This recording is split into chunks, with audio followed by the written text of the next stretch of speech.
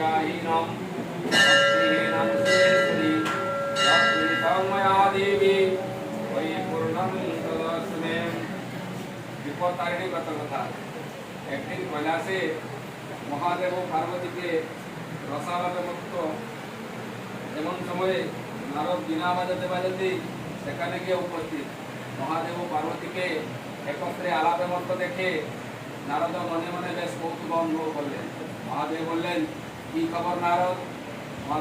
মহাদেব বললেন, নারদ বললেন, আমি একটা কথা জিজ্ঞাসা করতে এসেছি যে বিপদটা থেকে ত্রাণ দিতে হলে বিপদটাকে ব্রত করতে হয়, সেই কথা মধ্যে কীভাবে চালু হলো দয়া করে আমাকে বলুন। মহাদেব বলতে আরম্ভ করলেন, অনেকদিন আগে বিদর্ভ দেশে একজন সত্য পরাক্রম রাজা ছিলেন। তার পত্নী ছিলেন খুব গুণবতী। তিনি বনে মুচির বউ সাথে আলাপ হলো। মুচির বউ রানীকে অনেক ফল তুলে এনে দিত। রানীও তাকে অনেক জিনিস